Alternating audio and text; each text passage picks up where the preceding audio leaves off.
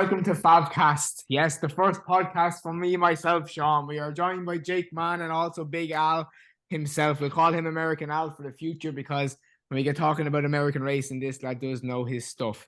We're going to talk about four races in particular for Punchestown Day 1. We're going to start off with obviously the listed hurdle, the mares, and we're going to go on to the grade ones, the three grade ones, and we'll finish off with a few naps and a few next bests and talk about a small bit of the handicaps. So without further ado, we'll introduce our guests today. We have Jake Mann. How are things? Not too bad, thanks, Sean. How are you? Good, not too bad myself now. Can't wait for tomorrow. And Big Al, how are things? Not too bad now, Sean. Looking forward to the week. That's the shot. Right, we'll get straight into it. No kissing here. All right, Jake Mann, talk us away from the first race. We have the Mayor's Novice Hurdle. It's a listed race, 2 mile. We're going to have about yielding to soft, and we have 14 runners. I'll just mention that last year's winner was Party Central, and Party Central had a great photo opportunity for myself, as you can see there on the screen. Absolutely great shot from me. Jake Mann, take her away. Mucky race this from any point of view trying to find a winner. You might as well just shut your eyes and put your finger towards a number and just go with a nice name. But Night and Day pulled up in the last race. I mean, before that, everyone was looking at her after the Clonmel maiden hurdle winners. She could be absolutely anything. Don't mean to pardon the pun with the second favourite here, and she could be anything for Gordon Elliott. But, I think she's had a lot of hard races since running in every month since November. Makini also been running since the summer. Model Kingdom running since the summer as well. Sailor V's been disappointing. Walking the walk with Paul hasn't done anything. Ladybank dead heated with Princess Zoe. Horrible race to get stuck into, but I actually quite like Model Kingdom here. Finishing second ahead of She Could Be Anything and only behind the special and my pick for the champion hurdle next year in Impere Pass. From the second in the Moscow Flyer. Jumps beautifully. Probably sits mid to rear division and just slowly coast through the race. She didn't do much in Cheltenham, to be honest, which is a bit disappointing, but I feel like the Model Kingdom can get through this and definitely make it a challenge to get into the top two at least. And hopefully she can get ahead of the Mullins crew. And hopefully we don't see as many Willie Mullins horses battering everybody, but it would be nice to see someone like Noel Mead take the winner of the first. Not too bad. Big Al, what's your thoughts? Thoughts on the race now, Sean. Much of muchness. They're all beating each other. There's a few in here, like Jay said, going all summer long into the winter. I've came down on a horse at a big price. I mean, you can't be touching Night and Day at 3-1. I don't think. Not after the forms the last day. Just went out like the lights. So I landed on Ladybank. She's stepping up 3 furlongs from Cheltenham, and she's stepping up half a mile since or coming back down in trip actually since winning that maiden hurdle with Princess Zoe. Look, I think the farm yard's good. You can't go wrong at the minute. Rachel will be there for a winner or two. Look, she ran okay to a point in Cheltenham, I thought. I mean, the form of that race too, it hasn't really been franked. With Juware as well, like she kind of got stuffed at Aintree there 2 weeks ago, and the likes of Lucia and Halka at Talbot. Yeah, look, it's not a great race to be getting stuck into. But Ladybank at the price is 9-1. I think she could be thereabouts. But I'd agree with Jake. The Model Kingdom, she has some of the best form of the race, running up behind Imperial Pass. And look, Ladybank E-Tray from me, Sean, be the one in the first. That's not too bad, Alan. Just to mark it on myself there, this is my PowerPoint. I take pride in this PowerPoint. I have Ladybank here at 7-1. I've taken that off one bookmaker that I've after looking at. Won't mention names. So just when Alex is talking about 9-1 and stuff like that, obviously there are different prices out there. And I suppose if you are having a bet or whatever on Punchestown, it's always best to obviously gamble responsibly, but look for the best price available. Again, these are just off one bookmaker that I found just when I was making this PowerPoint. So myself personally now, I kind of have two fancies in this race, just that it's so wide open. I couldn't have Night and Day, very short. At the moment, maybe look possibly it could drift out tomorrow, but at the moment, just from recording this the night before, very, very short from what it's done. I think she could be anything. Is very, very interesting. Form is not amazing, but like it is solid enough form. Was put if memory serves me right, she was pulled up there the last time in Fairy House. But yeah, no, not good, not too bad form, and 4-1 is not too bad of a price to get stuck into at the start of the day. If just for myself, don't be listening too much to me about betting. I don't bet myself, so just so you are aware, I'm just picking these horses for the fun of it. And my second horse will be the Model Kingdom, as Jake Mann came down and said. Look, been running an awful long time throughout the season, and I just feel that maybe this race might be one too many. However, the form that she's ran up to is quite good itself. So definitely worth an each way play at 8-1 or so, thereabouts. That's really our selections for the first race, and we'll move on quickly then to an actual nice, interesting race here. We have the Champion Novices Hurdle. This is a 2-mile Grade 1, and we have 5 runners running here. Look, kind of the form from Cheltenham is going to be tested again. Just to touch on the horse that won it last year, Mighty Potter. What an absolutely amazing race horse he was. Fortunately, we did lose him this year. Just have a lovely picture that I got there at Fairy House when he won the Drimmore from him. That's why I put it up there, because he won this race last year.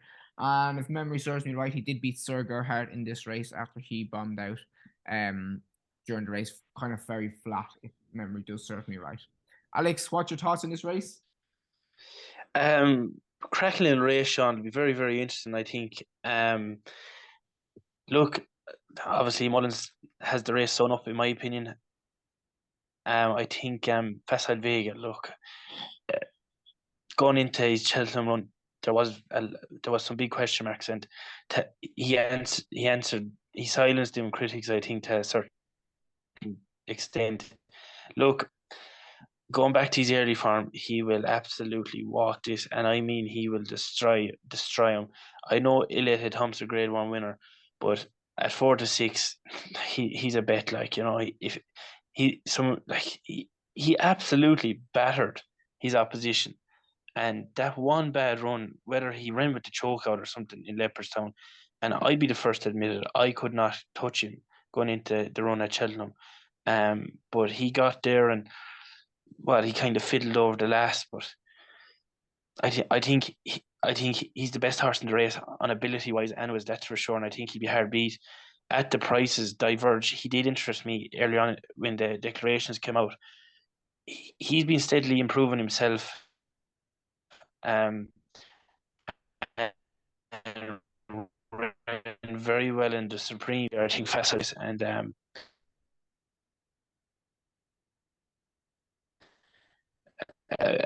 out of a great race, Vega probably take a lot of beating, and he'd be the one I'd be falling down on in this. So just that I think coming from my end anyway, you had a little bit of a hiccup there. Alex, what is your selection for this race? Facile Vega is the selection, Sean. That's not too bad. Now, Alex, I'm just going to have you a question here now. If we go back to the Supreme and we look at, let's say we look at from the second last to the line, yes, Facile Vega, you can make the argument that he does get into the lead too early. Some people can say, and he does tout the last. Would you not feel that Diverge was, if he was a bit further up, he would have got closer, as he already is quite close enough in terms of distance-wise, what they finished against each other?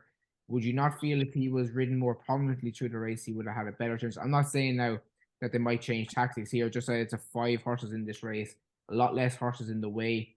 Could you see him being ridden closer to Facile Vega? And would that put him more or less right up beside him coming into the straight? Oh, look, of course, but I just think Diverge, look, he ran the way the race set up at Cheltenham, I think it's set up for a closer. There was a relenting gallop, as you'd expect in a Supreme. But look, Sean, if you go back through the early form of Facile Vega, he had one blip in his career, and I think he'd just be too good. That's no hassle at all. Jake, do you see a side for Diverge, or are you all Facile Vega? Look, as a fan, I want Facile Vega just to absolutely romp this, but I don't think he's going to have it his own way. I do think Patrick Mullins actually gave him a really underrated ride at Cheltenham. I actually think they rode him to stay, and then I think Patrick Mullins sort of halfway through the race thought this fella's actually going to get quite close. and he was just too far away. Like obviously being out Frankel, you don't actually, you don't know if he's actually fully going to stay the 2 miles at Cheltenham. It's quite challenging. But I do think in a smaller run field, who's going to make the run in this race? Probably Faisal Vega. He's going to have to. Right, we move on to the big race, the champion chase, 2 mile. We have a total of 6 runners, and I'm going to take this one off here now. This is an easy job here. Energumene 1-3. You know what it is? It's a back to 5 good looking Hanks job. There's absolutely nothing, no way that Energumene will be beaten here. Gentleman to me, not good enough. He can give him a run, but he won't be good enough. He's not better than Shaq and Persois, so there's no way that he's going to win this race at all. Blue Lord, I just don't think he's that great. Magic Days, she's entered in Sandown, so she might be going over there. We don't know yet. We'll see tomorrow, I suppose. And Shaq and Persois gave an absolutely mighty run last year, but unfortunately, he's not at the same level as it is anymore. And Rebel Gold, look, he won an ace there, beating what's his name, Course Sublime, and I don't think he's up to much here. Big Al, what's your thoughts? Just tell us Energumene wins. Yeah, and Energumene wins. It's a poor race, very very poor race for the caliber of the race that it is. I think Mullins could have run this race in his backyard. I think because the likes of Magic Days, like you said, she may be off on her travels for the weekend, but not even that. A mare that refuses to race, if it happens once, it could happen again. And she has snippets of form that, without the favourite, maybe in the market, you would maybe have something smaller. But I think Blue Lord slightly tripless. Gentle to me. Look, he's a spring horse, that's for sure. And he's coming into the race fresh. But look, he's beaten Blue Lord, so I think simple as this, as you say, it's a certainty. Energumene wins the grade 1. That's the shot, Alex. Jake, man, tell us the third one. Go on. Yeah, I agree. Energumene just wins. Again, the race is absolutely ridiculous. I don't think Willie Mullins should even actually have 4 runners in this. Shaq and Boswell, everyone's pigeonholed his form this year, and he has ran poor. But to be honest, like he's still placed in a lot of these, even though there are only 5 runners, 7 runners races. He's actually done well. Look, in terms of Magic Days, I would actually prefer to see her at Sandown because I'm not being funny. She wouldn't win this. I know she's getting £7, so if you add that to her rating of 146, that puts her up to 153. And if you're looking at that, that would still put her £28 off Energumene right now. And she would still be a good £10 to £15 off everybody else. So, I mean, bar Rebel Gold, who's obviously a clear outsider here. Look, it's a awful race. I mean, Blue Lord, like you said, he is tripless. Won a really weak Clonmel Oil when it should have been Alaho in there, really, instead of him. Gentleman to me, I was there at Sandown Tingle Creek Day. Was really looking forward to him, but like I said, that sort of time of year, you might as well just put him away and not bring him out till January, February time. But again, Energumene wins, and I'm going to throw a question out to the pair of you here.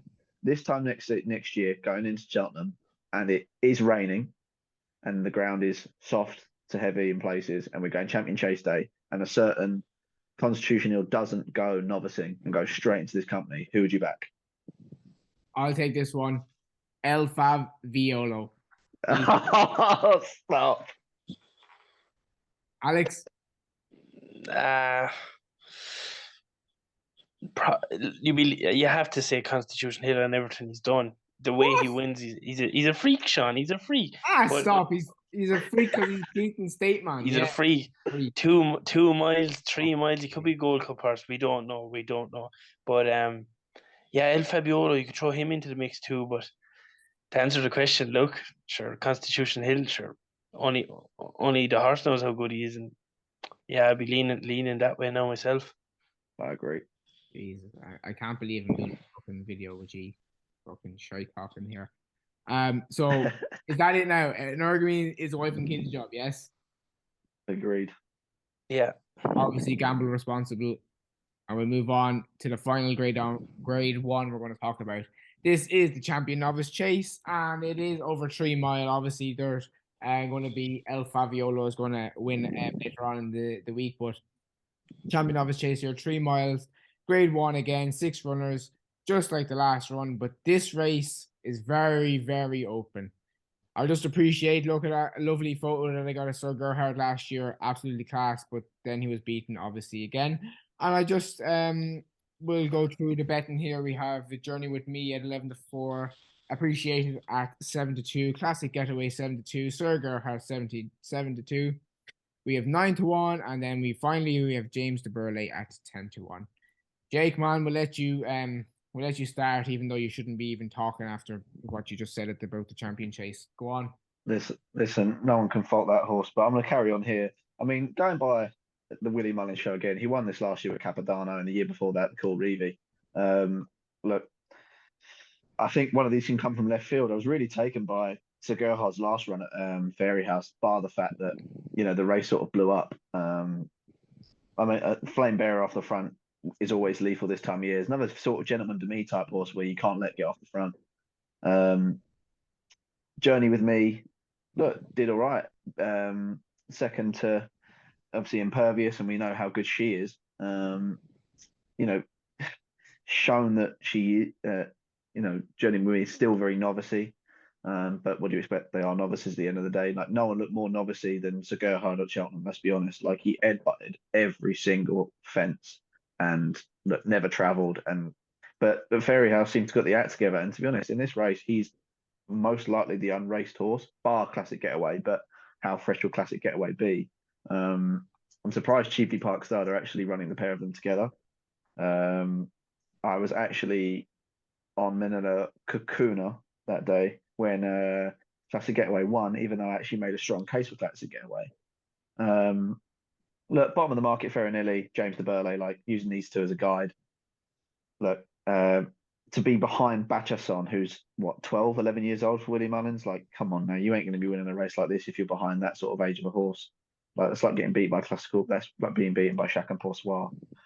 James de Burley probably needs a lot longer than this. Going by his grade 1 hurdle at Punchestown this time last year. I don't know why they've bothered putting him. I know, so this is 3 miles, isn't it? Sorry if it's 2.5. My mistake. Yeah, probably the screen there, 3 mile. Listen, I'm looking at 2 screens. I'm looking at a Irish Racing and also Racing Post and your screen. I should probably pay attention to your screen more. But anyway, Sir Gerhard wins. I know I've diluted a little bit, but I think his jumping actually got a lot better. He just doesn't know how to win sometimes. But Sir Gerhard for me. Big Al. Tricky enough race now, Sean, to be honest. Sir Gerhard, look, he's a classy animal. I've been very, very disappointed with him. No two ways about it. He wasn't interested at all at Cheltenham. His jumping fell apart. Appreciated, wouldn't be touching him. I know this is his first time stepping up to 3. He did win a point to point, or he placed in a point to point over 3. But I see he's wearing a tongue strap first time. I'd be quite happy to let him slide. Journey with Me, I can't get this horse at all. Like, the race he's winning are mediocre, to say the least. The one snippet of form would be running up behind Impervious. I couldn't have him. I really like Classic Getaway. Very impressed with him winning over 2.5 in Gorn. Beat Manila Cocooner, who, like Jake, I kind of liked him. I thought he'd be a very, very good grade 1 novice chaser this year. And third at the Punchestown Festival last year, over 2.5 as well. Look, he's probably going to be very, very fresh, but I think they hold him in fairly high regard. And I think he'd be thereabouts to finish. There's horses like the likes of Sir Garden Appreciated. I would go as far as saying they're on retrieval missions, and I just can't have Journey with Me. And I think Classic Getaway, he was taken in his debut. He probably got a setback there for the most of the season. But if if they think of him as highly as they do, I think he'd be going very close in here. So classic getaway for me in this. And his experience? That's the thing, and the freshness. Will it be too much for him? But I don't think so, and I think I'd be willing to give him a go. Okay, I have a question for you. I'll ask you first. I'm expecting the correct answer. If we go to it's a beginner's chase win, yes, in Goran. Yeah. Yeah, 2.5 mile. There's a horse that fell in that race. Can you name the horse? Journey with Me. See, that I was expecting the answer. So my opinion, look, I've narrowed it down to Journey with Me and Classic Getaway. Classic Getaway, obviously, as we mentioned, has very little experience, but he was ahead of Journey with Me at that run. Look, it's a long time ago, and he hasn't ran since. He probably might be a small bit fresh.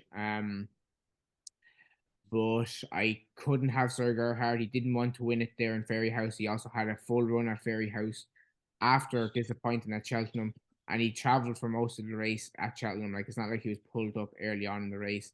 So he's had a run at Cheltenham, a run at Ferry House, and now you're asking him to go in and win a 3 mile grade 1 at Punchestown. I don't know. I think it's quite hard. Where I think could be the shrewd pick for next season is Sir Gerhard for a Stayers hurdle. Would anyone see that? Yeah, the angle's there, Sean. The angle's there, but he has to get his act together again. Yeah. I think Appreciate never have him. I never had him at all after the. Yeah. I think it was the Supreme. That's all I was a fan of him until then, and then I just lost interest in him. Yeah. I mean, with me and Classic Getaway, and I would, if I had to choose one, I would choose Classic Getaway, but I'd still be very happy if Journey with Me goes and wins. Any other thoughts before we leave this race? don't we sort of think, right, going back to what we said about the sort of the champion chase division with Shishkin leaving and obviously going the way he spat his dummy out. Don't you sort of feel like Appreciate has done the same, but it's just gone severely under the radar? Like a few years ago after he's Supreme, when we were talking about, oh, this is the champion hurdle horse. Then all of a sudden he goes over fences. Obviously, has delayed reason going over fences. Everyone said, oh, he's the next Arkle winner. And then after he has that one dazzling run over fences, he does nothing. And then ever since then, he's like, oh, he's going to be our next 2.5 miler. Oh, now he's our 3 miler. Like, can they not? He's more like tripless than Blue Lord is. Like, can they not figure this lad out? I'll take this one. I think just his age is a fair factor in it, that he's an old novice, so it's quite hard for him to be against these young horses, in my opinion, that might just be that bit quicker than him. And maybe he's just not that good in terms of, maybe he's just not. Alex? Yeah, no, he watching these runs back, he gets there in all these races, 2 miles, 2.5. He comes there on the bridle, and you're only waiting for push button stuff, and he finds nothing. There's a problem there, I think, and I don't think it's Willie's fault or any of them. But Paul Howman says the last day at Ferry House, they're just disappointed with him. Like, everyone had the expectation that this could be a superstar, and he hasn't gone through with it, and age is against him now as well. And yeah, funny horse. Well, that is our roundup of the listed race and our 3 graded grade 1 races for tomorrow.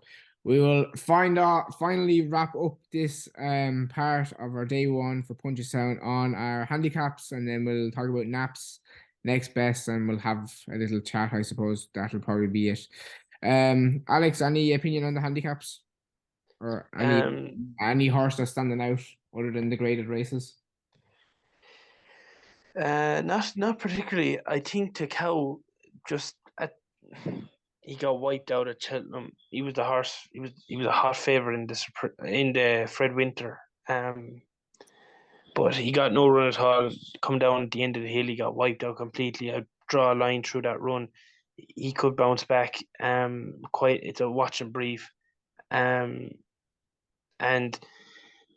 look, a good horse always wins the bumpers. I know you're not a fan of it, but again, nothing standing out. And no, just Takao. Just see how Takao goes. I wouldn't be surprised if it's a graded horse in a handicap, but look, see how it goes. But no, nothing else for me on day one. Jake, man. I actually have come across something in the handicaps, and I don't normally look. I'd be massively against the cow. I'm not knocking your selection at all, but if there was You just one for are. No, Well, I well, mean, you're entitled to it. You're entitled to it. I mean, I'm not. But as a 4-year-old, I simply cannot have him in this race. Instead of going for the youngest option, I'm actually going to go for the oldest. I'm going with Cashback. I think Cashback. I'm not being. You can laugh all you want, but Cashback for me has actually ran a pretty good season. Look, if you go to his last race where he bumped into it, I think could be a nice one in Mr. Policeman on debut for Rich Ritchie. Michael O'Sullivan, the talented young rider that he is, actually, Cashback from the front, didn't do nothing wrong against Echoes in Rain this season. But he's not proving that like Shaq and Poissoir, that he's dropping below his form. And I don't think this race is that bad, like that any challenging. Like Merlin Giants, I think, is a weak favourite. Takao, 4 years old, 10 stone 3. I mean, Simon Torrens has got a lot to work with to tools up his sleeve. But Brazil, I just had a little prep run on the flat the other day over 1 mile 2. Tax for Max, not done a lot. Bialystock needed every yard last time out. And then you're looking at Gland, Telecon, One Last Tango. And I just think Cashback at the prices, I'd have him a lot shorter than what he is. I have got one in the bumper as well, down Mexico way. I think, to be honest, his last run was actually quite impressive. Look, it was in a point to point, but yeah, look, 7 ran, he won by 6 lengths. Looks strong. I saw the video of it this morning. Look, he switched yards, cost 25,000 euros a 3-year-old. Yeah, I'm happy to take him on. Go with him. I know that Mullins has got one called Ninth Lock, but back in Willie Mullins in the bumper's normally the best way to go, but not for me here. That's not too bad. And I'll have an opinion on this handicap as well. I think Merlin Joint is a fine horse and could be very nice. I'd also you have to give a squeak to Brazil.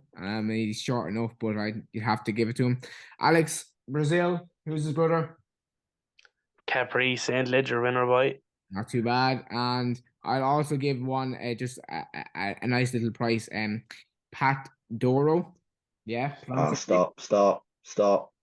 I'm telling you, Pat Doro would be my main selection in that one. Anyway, Jake, nap and next best, or just a nap in general? I'm gonna go with. Oh, let's have a look. I know it's boring, but I'm gonna go Facile Vega Diverge Forecast as my best bet. American in that order. Alex? Facile Vega and unoriginal, the nap would be in Orgamine. I'd be very disappointed if he didn't win by more than 5 lengths. Double. Yeah, the double would interest me now. All right, yeah. Okay.